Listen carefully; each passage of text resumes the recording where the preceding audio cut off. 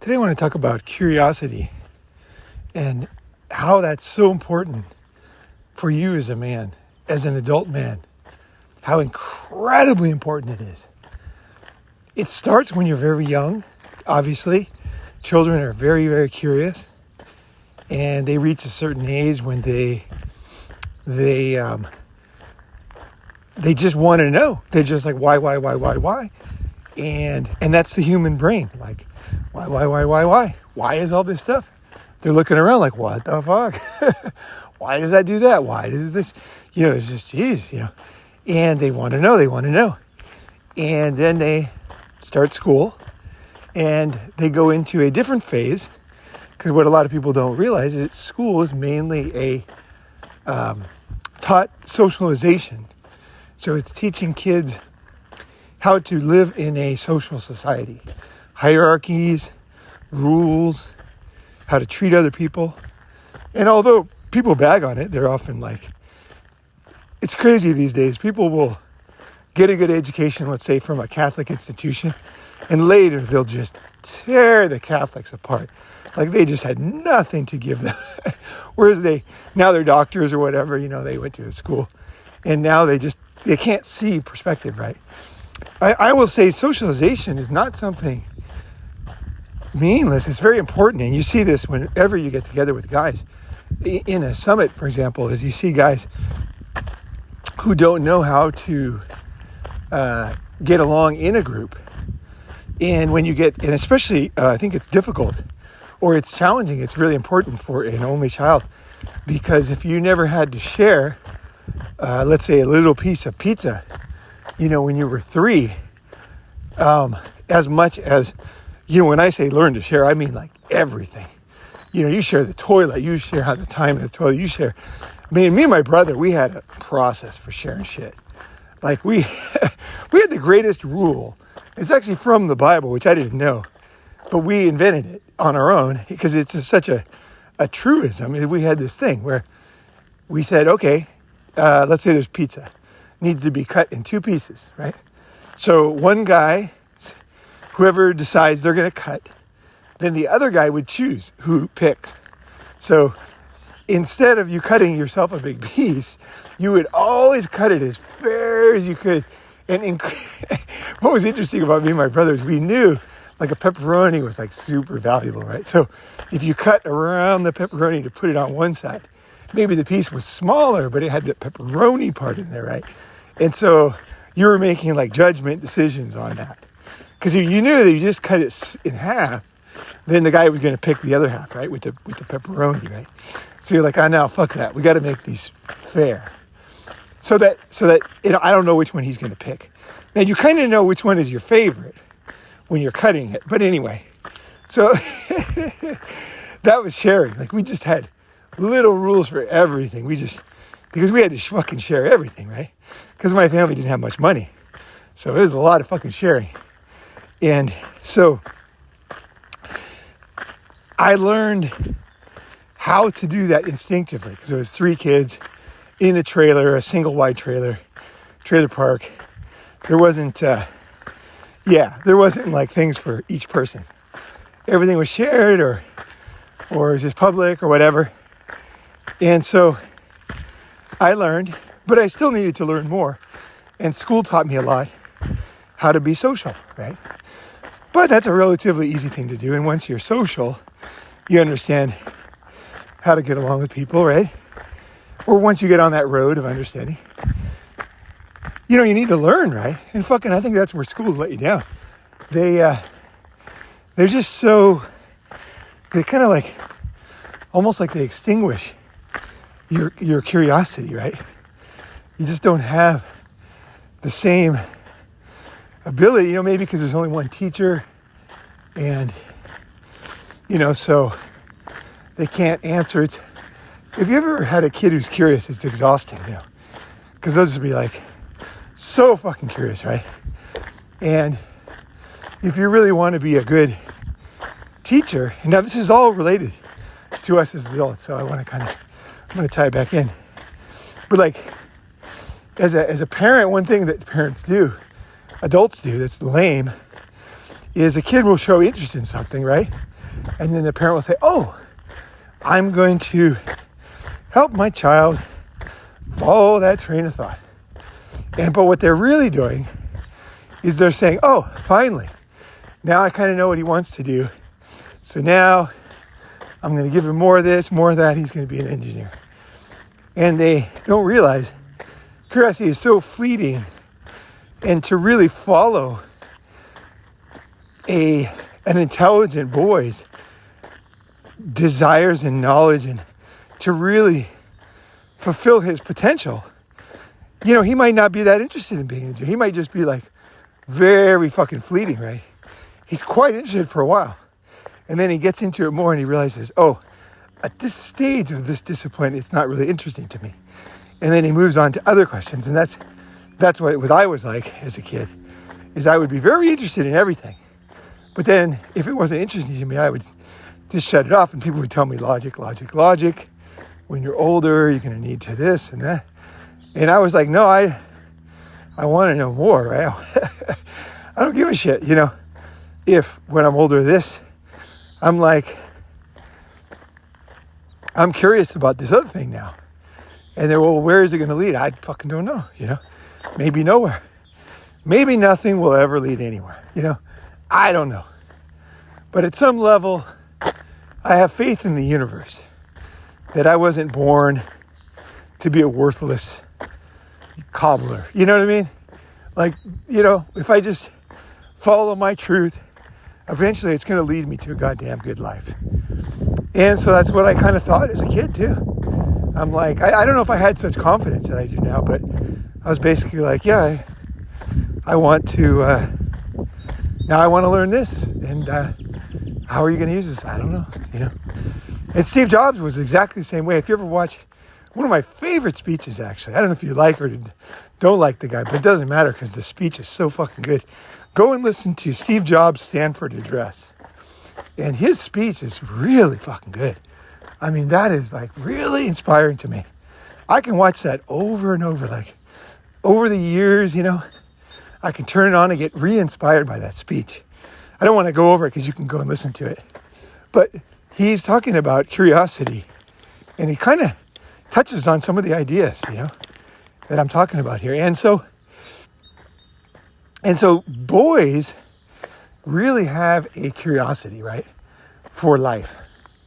And this is the exact same thing that if you ever watch any, have you ever heard of the scientist Richard Feynman, who I like a lot? He talks about curiosity, and that's what led him to be a scientist. That's what led him into being a world-class, world-shaking guy who did more than most people will dream of. He accomplished more, and he's not ashamed about it, because I think a lot of people, they think curiosity is so simple, it's so mundane, or it's so, you know what I mean? Like they want to pin their success on something else, something like their discipline or their fucking intelligence or something, else. But he just kind of says like what it is. It was his curiosity, his desire to know. That was what led him into all the paths that he went down. And his lectures are just so great, I love them. I love his lectures. And you can see them online. I've made this recording a couple times, so I don't know if I put that in there. Anyway, it's online if you search Richard Feynman lectures, black and white. And so I think a lot of men don't have fathers like Richard Feynman, and they kind of don't get the message that your curiosity is going to lead you to a great life, basically. And so they think, well, it's my logic or my intelligence or my education. And I don't think so. I think those things are good, and they can happen along the way, but I think it's your childlike curiosity will lead you to a better life. It will lead you to things like adventure. Because what is adventure? Adventure is there's something you want to know. There's somewhere you have not been. There's something you have not seen. There's something you have not experienced yet. Adventure is not, as Ronin Man adventure with 3 A's. I'll separate it from adventure. Adventure is not jumping out of an airplane. It's not a bucket list. That's important. What's the difference between Ronin Man's adventure and other people's adventure or idea of adventure? Okay, so jumping out of a plane could be thrilling, could be surprising, but you're strapping on a company-made product that's been tested, it's been used before. Everything is known about that product. What weight, the cables. You are just doing something that is you haven't done, so you don't know how you're going to feel. But the actual thing itself, you know.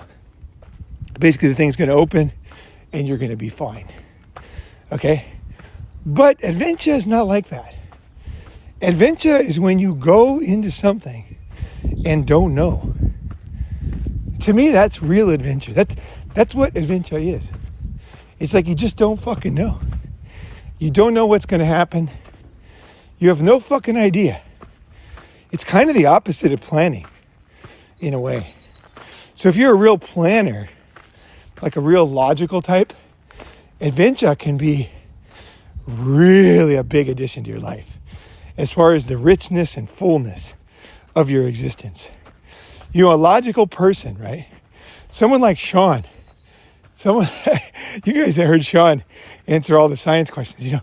Someone like Sean, like a logical person, you know, an engineer to the core, those type of people, or as far as skill set wise, as far as those type of people, there really is adventure is just like electricity through the veins, man, because it's always there.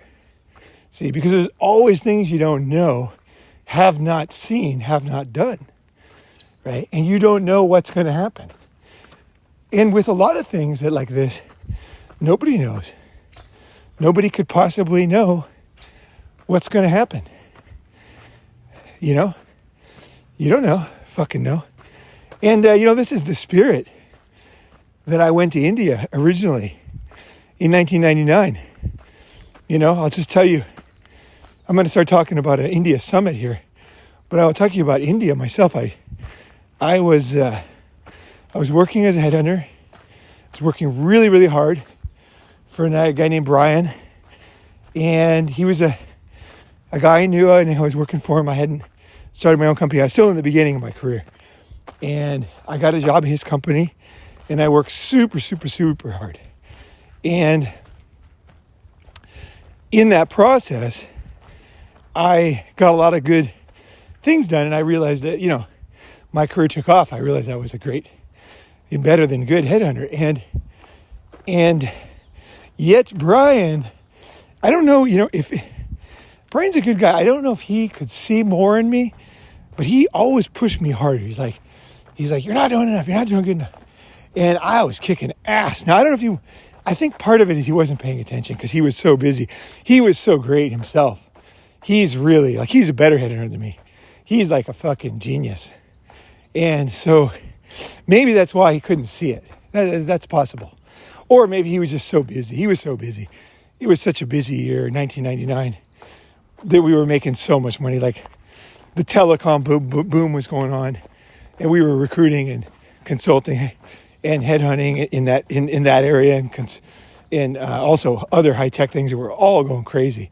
And so anyway, he just pushed me, and I was like working red line. Like, I was working as hard as I possibly could, as hard as I could. There was nothing else I had to give. Like, I literally had given everything. And the only thing was, it hadn't fully come to fruition yet. That was one of the things.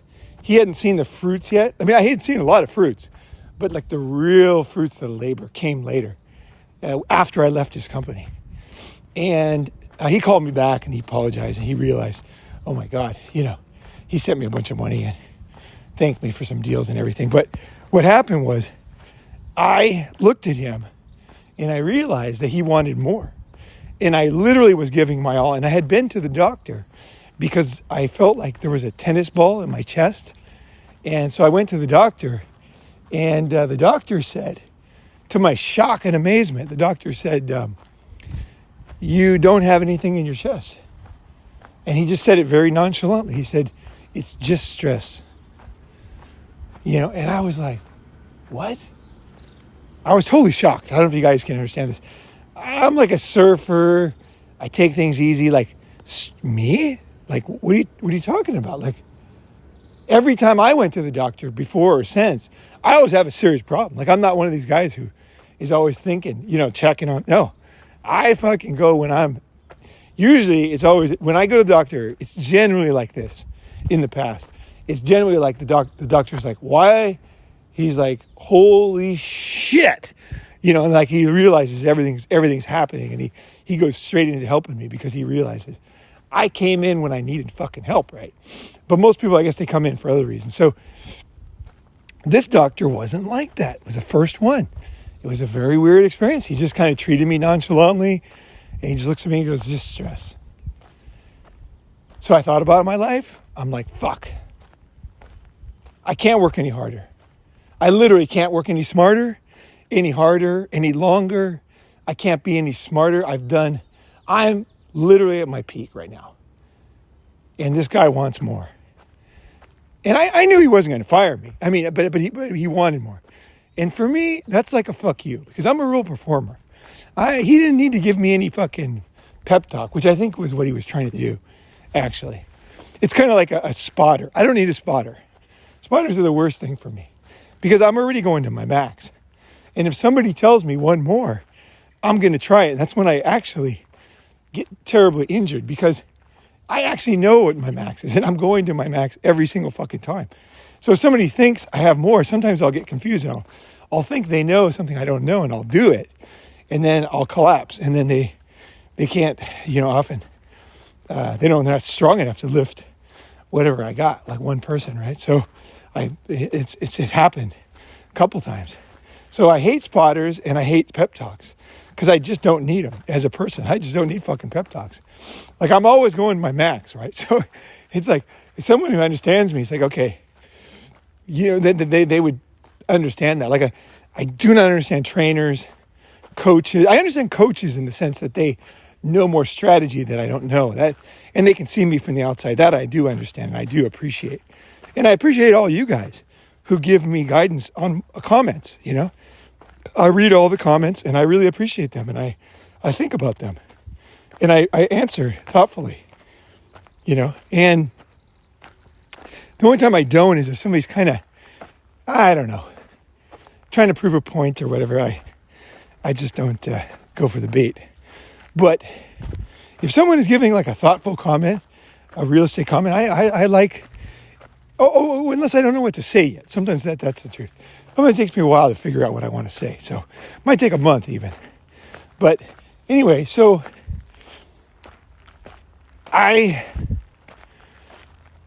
let's see. Where was I going with this? So I realized that nothing normal was going to, I was in a situation I had never been in. So I'm sitting there in Tokyo. I had been very smart. I had a very cheap apartment. I was the only guy I knew that was making real money. Okay, I was making real money, and I was living in a $500 apartment with no shower. I mean, I was living in the cheapest fucking place because it was right downtown in Nakano. Now you can get a place like that, but back then, no. I had the cheapest apartment of anybody I ever knew in Tokyo, in a good part of Tokyo. I never met anybody ever in my whole time in Tokyo with a cheaper apartment, because I found this place and I thought, okay, that's all I need is a place to bone chicks, sleep, get to and from where I want to go, and everything else I'll work out. I want the lowest apartment rent, least stress. All I need is a place. That's it. I don't get enjoyment from like gold toilets and things. I get enjoyment from time, friends, and other things, right? So I went home, and I just realized that I needed to make a major change. So I thought, what can I do that will reset my brain? Where can I go that I haven't been that will, almost like psychedelics, like where can I go that I can't really go? That's going to take me to another world, which might give me some perspective or ability to relax at a level that I can change and I can get over this. Because I don't want to die of a heart attack. So I had thought about India for a long time. India had been on my, had been on my radar, India. And all of a sudden I realized that's the place, India. I had never been to India. I had never been to the Ganges River. Hey, what's going on? I had never been to the Ganges River. I had never seen, the temples and things like that. So I was like, hey. So I thought, okay, this is it. And so I told Brian, I went back, I said, Brian, or actually, you know what? I think I actually thought of it in the meeting. And I said, Brian, don't worry about it. Yeah, I had already thought about it. I was already feeling the stress from the doctor. And I realized I was at my max. And when Brian, that's what it was. It was like, he now gave me the push.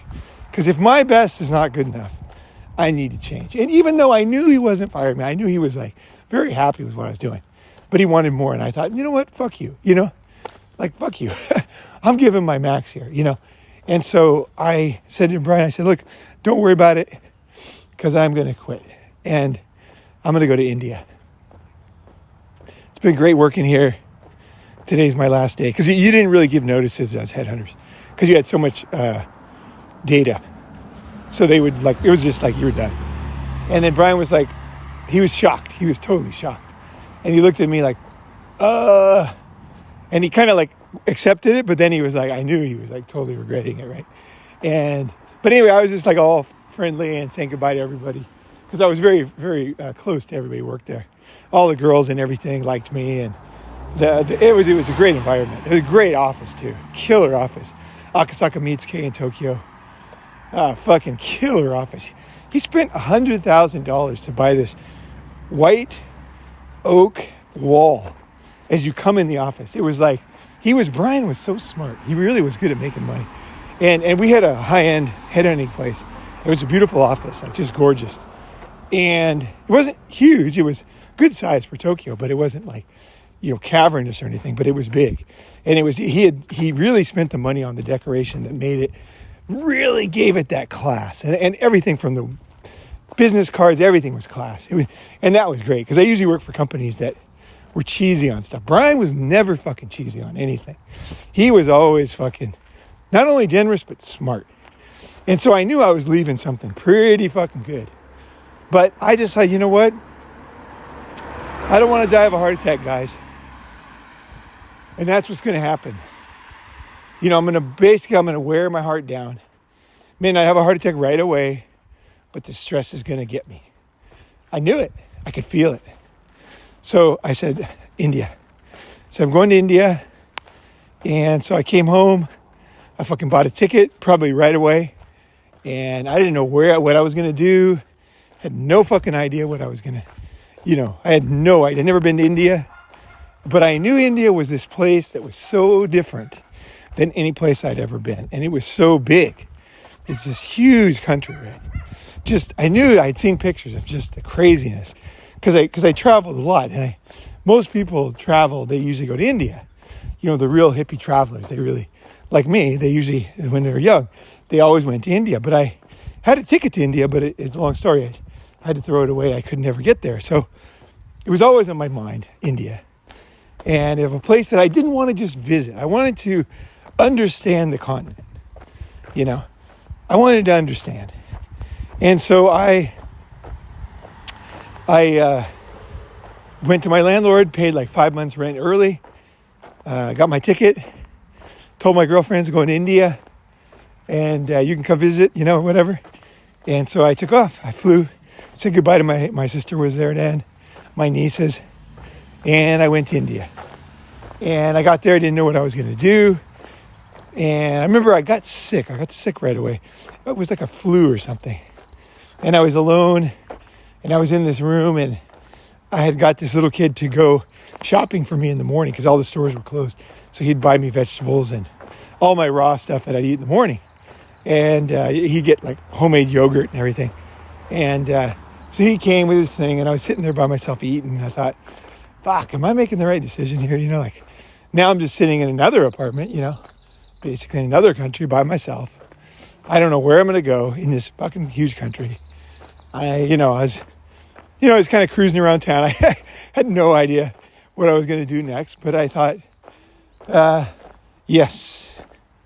And I thought about my heart again. And I thought, relax, Paul, relax. And that's what I did for about 2 weeks. I just walked around, said hi to people. I would go to the local places to eat. I just did almost like convalescence. I was very, very kind to myself. I moved very slow. And I acclimated to India. Once I kind of came to my wits, I made friends. I got some Indian friends even still today. Just happened to be a bunch of rich Indian guys, like kind of rich Indian family sons, basically, I was hanging out with. And we would go out and they would tell me about Indian culture and drink tea and everything every night. And they really liked me because I was like, I wasn't, like there was things you could do. There was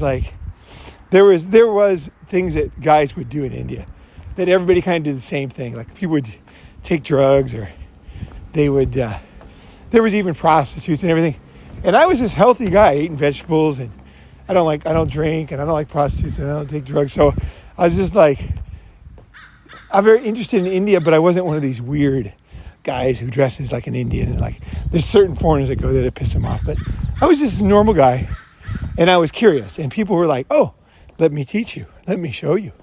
And they would take me around and showed me and taught me and everything. And then I built a base of knowledge. And all of a sudden I felt like I'm ready. And that was when I started traveling. I bought a motorcycle. I bought a 350 Bullet, a Royal Enfield motorcycle. And I started driving along the coast. Mahabalipuram, Pondicherry. Eventually I drove to, what is it called? What was that thing on the edge? Fuck, I can't think of it now. All the way to the west coast, basically. And went along the canals in that town. Then I drove back and I went to like Silicon Valley, which is kind of near Chennai, which is where I started. And from there, I put my bike on a train somewhere. I can't remember where I went. Oh, it was Kerala that I went before, Kerala. And, girlfriends came to visit for a week or two, and I was hanging out with them. And then they would go home, And so then now I was ready. I was ready to go on my own, totally on my own on a trip. So I took the motorcycle. I ended up going up to, what is the name of that? There's like a Silicon Valley above Chennai. And that was very cool because it was 99. It was kind of the beginning of that area. And so I got to meet a lot of people. And one thing I learned, which was very interesting, I don't know if it's still like this, but that you could get a certificate in India very, very cheaply. So for example, let's say you wanted a CC, what's it called? The Cisco certified this. You could get it in India at these schools in this Silicon Valley area for very cheap. And it was just the same. It was once you had the certificate, it's exactly the same as the certificate from any place in the world. So I was like, wow, no way. You learn things, right? And people were telling me like, hey, if you want to be a network engineer, or if you want to get any kind of job, like you can just, it was like pennies. It was like amazing. I couldn't believe it. Because the teachers were, if anything, they were better. They were so serious. Like it was great schools. I almost did it. I almost stayed and got a certificate. Almost. because I kind of always wanted to know the technical aspect, because I'm usually in business development or sales, and I'm usually not such a technical person. And I thought this is a great opportunity to really become deeply knowledgeable about the technical aspects of things, because at the time I was very interested in doing a startup in Silicon Valley or something, right? So anyway, I came close. Just somehow something said it wasn't right. It wasn't quite perfect. So I was like, okay. I took off back over to Kerala. Then I went up the coast to Goa. And, along these areas, like the country is as big as America. So you see so much stuff along the way. It's amazing. Like you really see a lot of cool stuff. Temples, people, food, like experiences. You almost die and get run over, and trucks, and it's just just cows sleeping in the road, and you crash, and it's just crazy, right? In '99, and so I got up to eventually to Goa, which is like the kind of the hippie tourist area where all the British people go on vacation. We got like Mexico, the British, they have Goa. So there's all these beautiful British girls, like very young. A lot of them were taking like, there was these big parties like raves, which I had never seen, but they had the biggest raves. Some of the biggest raves in the world were in India, like 2,000, 4,000 people. And they would fly in these DJs from Israel, and everybody was taking ecstasy. And I was like, oh man, I can't, do any of that. So I was like, I'd go to the raves and I'd go hang out with the girls and stuff, but I couldn't quite get into the vibe because I was sober, I enjoyed it. Don't get me wrong. I really enjoyed it. I really had a great time. I didn't feel any kind of sense of loss, but I couldn't quite connect with what they were thinking. I didn't have any experience with those kind of things, so I didn't really know. But I enjoyed it, and I learned a lot. And then one of my girlfriends came to visit, so I went into Delhi. She visited her, grabbed her, and then we took off to, basically we looked at the road. There's a road that goes straight to Pakistan, and goes straight across the desert. And there's a lot of cool desert towns. And I was like, that's perfect. I like these simple things. Like there's one road with tons of cool cities on it, and they're all different, and it's very simple. I turn around and come back. So I'm like, okay, that's cool. So what did we do originally? I think we rented, I sold my motorcycle in Goa. And then she rented a car. She paid for a car. And we took this car and we just started driving. It's like it's desert road forever, And we had so many killer experiences with stalked by a wolf, and it was really one of these. I don't want to give all the stories away, because part of like for me is like keeping some of the stories to myself, is like keeping some of my spirit, so I don't always share everything. But anyway, I had some really crazy experiences, like really crazy you could never imagine. So anyway, that I couldn't have imagined, I'll say that. Anyway, so then we got out to the last town, which was Jaisalmer. And Jaisalmer was just wonderful. And it was like this, almost like Ayers Rock in Australia. And it's this huge rock. And then they built a castle on top of the rock. So the rock all the way around the edge is a wall. And it was like a king's castle back in the day. And now it's a city. And so anyway, it's like so beautiful when you come up to it. And you get a room right on the desert. You're looking like you're up on this rock, and then you're in this house that's stone wall, like 3 feet 6 stone wall. And you're looking, when you wake up in the morning, all you can see is desert. It's like you're on a mountain and you're looking at just flat desert and camels and shit. It's amazing. It's so beautiful. The colors and lights. Oh, it's amazing. I thought it was great. And so anyway, we went to Jaisalmer, and we did what they call a camel safari. Just riding camels out in the desert and coming back. But it's pretty cool. It's pretty cool, man. It is definitely one of the highlights for me. I had a great time. And a lot of people die, strangely. They fall off and die. There's all these crosses on the side of the trail from foreigners who died on camels. But I knew horses, so I was fine. So anyway, I did that, and like each of these experiences was almost like a baptism or something. You know what I mean? It was like a baptism where I shed my old Western self, I think, in India. I just let it go. I realized there was another way to think. There's all these crazy things in India. There's these guys that don't wear clothes and walk around with like chalk on their body, and they always got their dicks hanging out. And then there's people that almost don't even eat, like really, they just fucking don't eat. Like, I don't know how the fuck they live, but there's people that meditate all the time. Like, I think when I go back, it's going to be interesting because I've been back to India since then for a business trip, but I didn't really travel that much. So I'm really looking forward to this one. And I want to see how much of that old India is there. I'm sure there's tons we can find. But there's things that you see that you're just like, it's just so cool to see there's a different way of being, a different way of thinking. I learned one thing in India was the yogis, the sadhus, they control parts of their body that basically, as far as I understand, like Western medicine can't understand how they do it.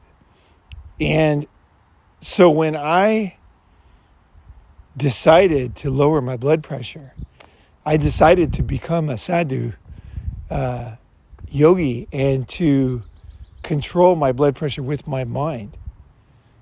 I felt the pressure in my face from the blood flowing so quickly, and I, like squeezing my hand, I slowed it down. And I felt the pressure come off my face for the first time, because I always had a high blood pressure.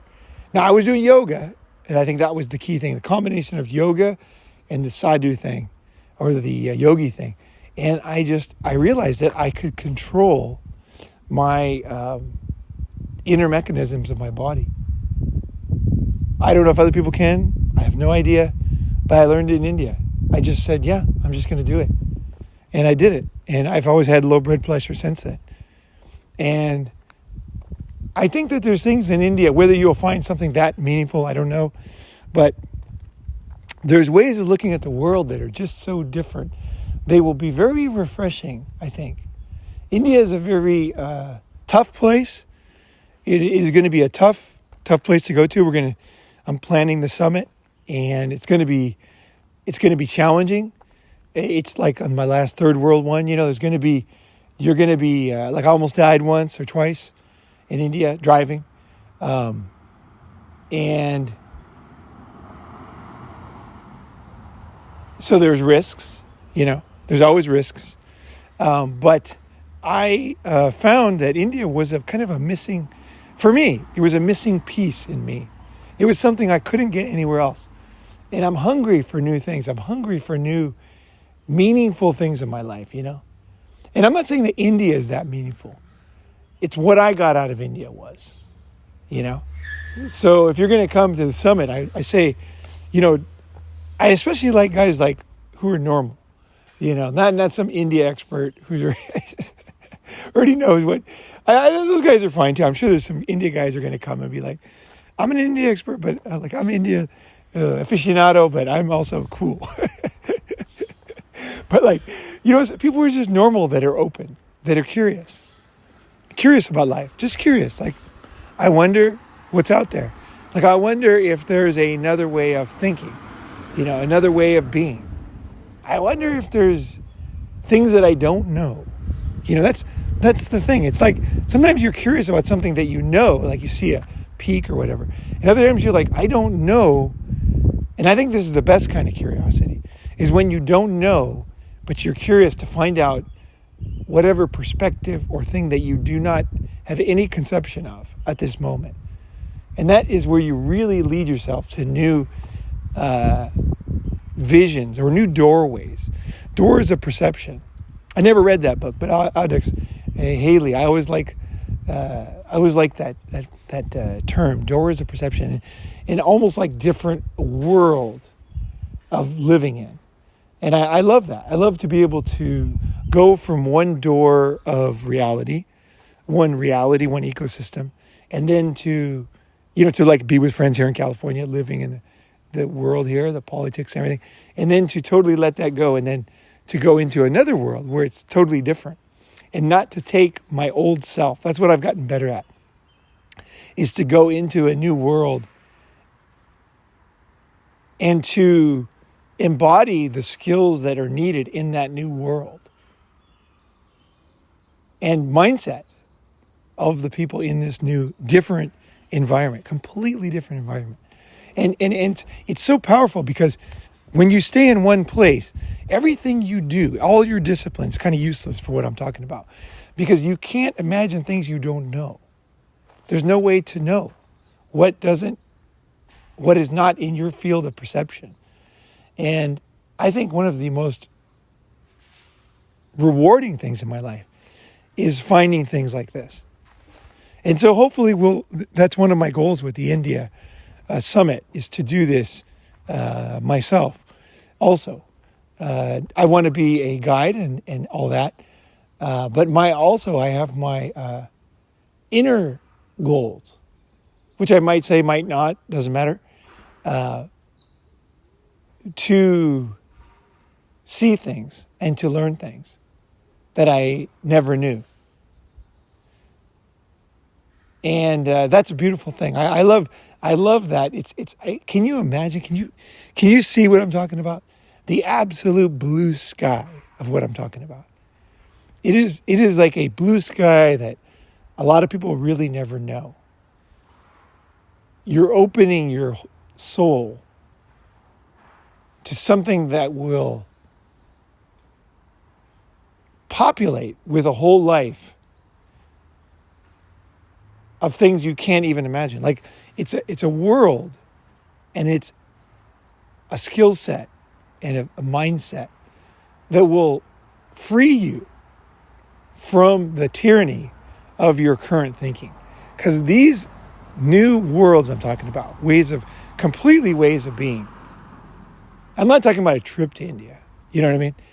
And these will free you, because when one world gets too burdensome and you realize that you have another one, this is why a lot of people check out, take the rope, is because they don't know. They don't know what they're going to do, and they can't see anything else. And they have never taken the time, the discipline. You do this in advance so that if you ever are in trouble, have difficulty like I had with my heart, you just say, well, I'm going to go discover a new world now. I'm going to let this one go, and I'm going to go for this new one. And I'm going to see what I can learn here. I'm going to see what is there. What does the world offer me? And I'm going to be curious and enjoy and grow. And this old thing that I have, the old Paul, the old way of being, the apartment, the car, the clothes, the friends, the family, the everything, I'm just going to let that all go for now. I'm just going to let it all go. And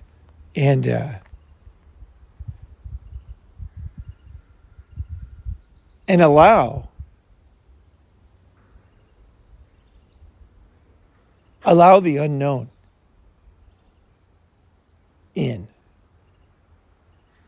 And then once you get traction, your stress, it just disappears. So what I would say is, if you want to go and you want to do like a good trip, do what I did. Especially if you have any way that you can not have any bills back home, or very little bills. I think that's a great way to do it, is to, if you have a job like where you can work and then not work and then work and then you don't have to. But you don't want to have a lot of bills when you go to India. Take a break. Like a lot of people take a break between jobs, and then they can't really take a break because they say, well, if I do, my rent's going to be due. So you have to think of a creative way to handle that. So one way is, if you have a friend who has a backyard or something, you can put all your stuff there under a tarp or in his garage or whatever, and then just say, you know what, I'm going to go discover myself, be gone for a bit, and then I'm going to come back. And then you come back, and then when I came back, this might sound hairy-fairy, but I came back, and that's when I founded my editing company. I came back with a vengeance. I came back with a new mindset. I came back with a confidence, which doesn't make sense, right? Why would I come back with a business confidence after a trip like that? Because I could see things now, and I had let go in a lot of fears and low self-esteem things that I thought I couldn't do this or that. It was very obvious to me what I should do. And I just made fucking money after that. I just started just printing money out for India. Most I've ever made in my entire life. Isn't that weird? Isn't that weird? Because you're thinking like, oh, Harry Ferry, like giving up money. I came back and made way more money than I was making before. And those 4 months I was gone, they didn't even matter. Because most people were just barely paying their bills right. You know, I made money where I was just like, had money just laying around, just piles of money to invest in businesses or whatever, you know. Once I really got my mojo going. I can't promise that anything like that will happen. But I can say this, that if you follow these words, there's something for you. You know, there's something for you. I don't know what it is. I don't know what you're going to find. But there's something for you. There's something you're stuck. There's something you can't see. And taking a little time to allow the new, you know, the different, the unknown to seep into you is very valuable. It's very valuable. And I don't mean Harry Ferry. I don't mean like becoming a different person. Like I came back with a business attitude, like, which is weird. I didn't plan any of this. It all kind of happened. So I almost kind of scared to tell you because I don't want you to think that's what you're going to do because you don't know. But if you have fear that you're not going to, that this will be a negative thing, as long as you keep your bills cheap when you're gone, you know, I would say something like, try to take 3 months, you know, try to take something like that. Now, whether you're going to stay in India or whatever, you know, don't worry about it. Keep your bills down. Get yourself some money, get yourself some time, start getting yourself in shape and realize that you might not be able to do everything you want to do. Like you might not be able to eat the foods you want, right? In India. I wasn't able to work out because back then there was no gyms. The gyms that they had were insanely crazy. Sometimes when you describe old India, like you will not understand what I'm talking about. I'm serious. You just won't. From a Western perspective, it will just sound too crazy. But if you, after India, you'll understand the gyms I found. So you know, I let go of weightlifting and I just walked around and I lost muscle mass, came back, got it all back. So let go whatever, you know. I let go of working out, which was, to me, a big deal, you know. And let it go for 4 months. I came back. And then, how you doing? I came back, and then I was able to totally come back where I left off. In fact, I was totally ripped when I came back from India, like thin ripped. You know what I mean? Like fucking tanned and ripped. I probably looked the best of my entire life. I got to say, I didn't take any pictures. It's crazy. 99, 2000, we didn't have cameras. Nobody carried cameras unless you were like a camera guy. There was nobody had phones worth of shit, and it's crazy. I didn't take any videos or pictures. Very few. The only pictures I have is my girlfriend's took. I have a picture of me on a camel with her and a few other pictures, but very few pictures I have. Isn't that crazy? That is crazy. If I could go back, oh God, I had hippie clothes made. I was all tan. I fucking looked great. I was ripped. I had like an open vest. I'm riding a motorcycle through India, you know, fucking just... I mean, really like adventure book cover, right? And I was just dark tan going to fucking all kinds of mountains and fucking shit and like no pictures. And that was the 90s, you know, fuck. Crazy. But it's in my mind that the pictures are there, you know, the pictures are there. And this time I'm the opposite. I love pictures. Anybody who knows me comes to the summit, like we take a lot of fucking pictures. You'll come out with your best pictures of your life now. Because it's one of my favorite hobbies now. And like, I don't have any shame about that. I like to take a lot of pictures, find a good picture, right? And I'm happy to take pictures of you too, and get your best picture ever. That, and especially in India, we can find some crazy, crazy shit. So I don't know the dates, but my knees are good. I'm done with my medical shit. I'm ready to go. Okay, so it could be anytime. Let's set a date. Start putting in the comment section what dates you think, and then I'll pick one, and then that's going to be it. So India Summit, I don't know where we're going to start, so don't buy a ticket yet. I don't know which city, but it'll depend on the dates and then a plan. But go ahead and put whatever you feel there in the comment section. I look forward to seeing it.